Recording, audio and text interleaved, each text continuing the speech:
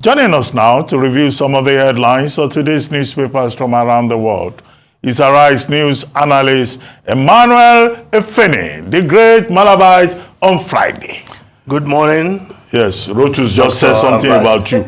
Good morning. Are you going to exercise right to prepare? Good morning, Rufa. Dr. Mati, I'm going to be a peace broker. Dr. Mati is lighting the fire. It's not a matter of brokering peace. We are not talking of Hamas and United Nations. We are talking of contestation of ideas. Yes. And of course, the right of reply is a no-brainer. You know that. Well, cement price, that's the issue, right? And as a landlord, you have an idea. I want multiple landlords. I want many more landlords. My neighbor. Well, you know, I listened to Rotus. Yes. If you had sent to me maybe what he said in a piece, a write-up, as editor, I looked at it, I would just give it an headline in defense of the capitalists. Not add S, the capitalists, right? You know, I've been consistent about this issue of the price of cement being too high. And he even showed it there. Because in the earlier review of the Guardian newspaper about cement price, it was 7,000. And we said it was too high. So when you say it has come down to 8,500, I said, it's high. And I'm not alone in this, you know.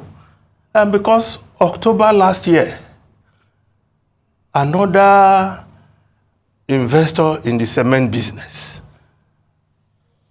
Salman Rabiu, he visited the president, President Bola Ahmed Tinubu, and he promised that he's going to bring this thing down to 3,500. It was then 5,500.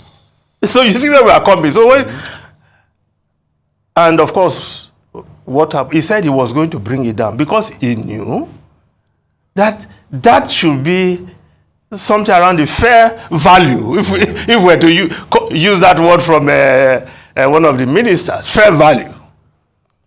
And he was talking about the cost of production and all that. Oh, the more you produce, the more you are spending more. The more you produce, the more you are spreading the cost of production. And how did it get to 13,000? Right?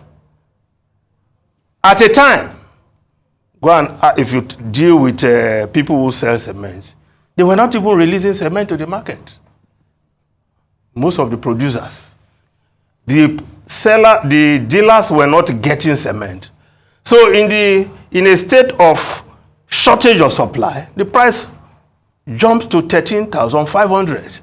So you now want us to celebrate, oh, it is coming down now to 8,500. And if Rotus must know that we've been covering businesses before I even went to school. And in addition, you are a multiple landlord.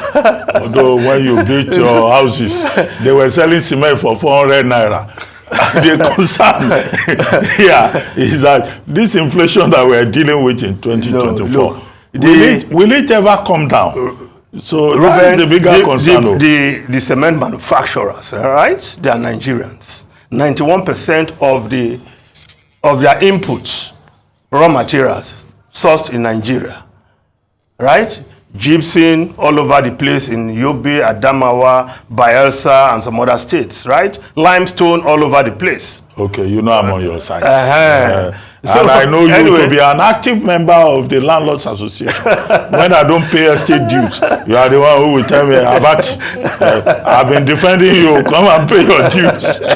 Anyway, let's review newspapers. Anyway, let's leave Dangote and the cement matter alone. They are passing the cost of transportation to the consumers because it is like diesel. Because these companies, they have thousands of trucks. That was why the last time they met the president as a group, they were told to make sure that cement sells for at least 7,000 in every part of the country. They have the capacity to distribute it accordingly. But if you have decided to pass the cost to the consumers, the cost of transportation, any rising cost, pass it to the consumer so that you maintain your high level of profitability, it's okay. But that is not capitalism. That would be Nigerian kind of capitalism, because elsewhere, consumers are protected, right? You don't just go up and up in the name of capitalism. Now, let's deal with the issue of the day, which I'm here for, newspaper review. Now, of course, we'll start with this day, Nigeria's newspaper of record. Fubara, now PDP leader in Rivers, says Odili, those disrespecting me will end in disgrace, governor declares. Nwoke slams Wike's critics. Well, we will not hear the last in the situation in Rivers State between a once upon a time godfather and a godson who is now holding forth in Rivers State as governor. Of course, the Rivers Council of Elders, when Wike once described them as an aspired politician, but what former governor Peter Odili has said is clear, because whoever is a governor is the leader of the party in the state. If that reality is not sinking in with some people, that is another matter altogether. You cannot be out of power and want to still be in power, because there were people who were in power in that position before Nyesom Wike got there. They left and they just went on and do other things. So if he's even fortunate enough to be holding court in Abuja as is he mayor or governor of Abuja? But of course, he's the Honorable Minister of Federal Capital Territory.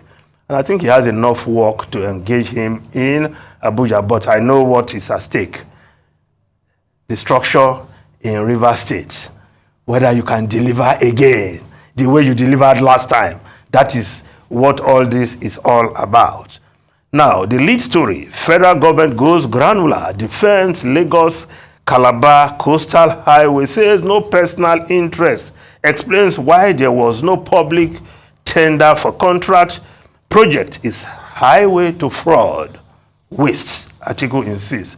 Highway to fraud reminds me of the track by ACDC, a rock group. Back in the day, I used to be a rock music addict. Really? Yeah. Oh. ACDC, Welcome. Highway to Hell, one of their very popular track. There's another track by Led Zeppelin called Stairway to Heaven. I think it's like a response to ACDC's Highway to Hell. But Atiku is saying that project is insisting that is highway to fraud, waste. But other newspapers are reporting, because the Honorable Minister for Works, Dave Omai, who was on this program yesterday, of course, he made rounds in the Lagos media circle, was in a number of other television stations, and other newspapers are reporting this story as their lead. The Punch newspaper, Lagos-Calabar Highway, federal government plans compensation in 9 states, put cost at 15 trillion naira. Tinubu orders payment of compensation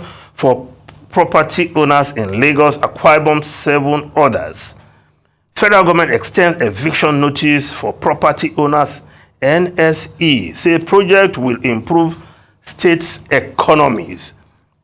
While the Vanguard newspaper also reporting the story, Lagos-Calabar Coastal Road. Uproar over cost as federal government proposes 3,000 naira per toll gate. Cars to pay 1,500, trucks 5,000. Umahi says landmark resort job won't be affected. Property owners, to be compensated. It's highway to fraud, waste, Atiku. Dave Omai said, well, he doesn't have any personal interest in that project. And I'm sure nobody's accusing him of that. But who are those who have personal interest? Maybe authorities higher than him. And that's what Atiku has been hammering, insisting on. But can we have the road? If the road is there, once it's constructed, I'm sure it will do what it has to do, improve the economies of a number of states, create a corridor of economic development. Some person must always have interest in something. That is the nature of Nigerian politics and a number of politicians. Their interests must kick in somewhere into a major project. And of course, we have seen it over time in the Lagos space. So it is not surprising Atiku is insisting there is a personal interest that is attached to this project. Now, if we look at the Vanguard newspaper, another story on the front page, Okwama, army invades another Delta community, arrests 10, razes homes. Well, while the army, the military have a board in place to investigate what transpired that led to the killing of 17 military personnel, well, the soldiers are still carrying out what they call operation to get the killers of those soldiers. But in the process, it should not be a rampage they are carrying out in communities also. Now, the Daily Independent, how federal government can help air peace battle price conspiracy. Experts say foreign carriers threatened by air peace expansion. Of course, that story is also on the front page of the Business Day. Lagos-London airfares drop further as competition hots up. Yes, the lead story there on the Business Day. Banks ramp up IT spending amid e-payment boom.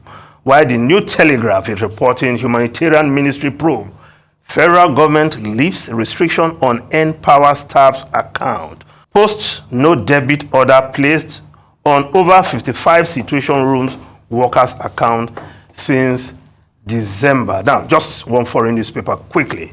The Guardian newspaper of UK. Labour warned over loss of urban seats in election. Alienation over Gaza and climate could lose party a dozen constituencies. Ruben Rufai Ayo. Well, I thought you were going to look at the Times of London. There was a story I read in the Times of London. Yes, we have it here. About WhatsApp reducing the age of eligibility for use of WhatsApp to 13 years. That's the Times of London. 16 years for children's safety as WhatsApp cuts minimum age to 13 years. Yeah, and I think, look, these children, they spend too much time on this, WhatsApp, Instagram, TikTok, and all of that. And I think that, look, the people in the UK, experts, child safety experts, who are saying that the high-tech companies, should pay attention to the damage that social media does to children. I think they have a point. In New York, it was Eric Adams, the mayor, the other day, who was saying, look, the high-tech companies, social media companies, they pose a threat to the growth of children. But I think there's also a role for parents. If children of 13 years are being allowed access to social media, I think parents also have a responsibility in that regard. And there are many adults too who are distracted. You see so many adults, they spend half of the time on social media. Communication is very difficult, even in family settings. I think it's something that is important. The British, they are considering legislation. The technology minister is saying there will be legislation to ban children from having access to social media. Maybe in Nigeria, we should also begin to have a conversation around that. Because many of our children, they are not paying attention to their books. They are more interested in playing with phones. So parents, maybe we too have a role to play in that regard and stop buying toys, these expensive toys that disturb the culture of reading and also of education. Thank you very much, Emmanuel Efe.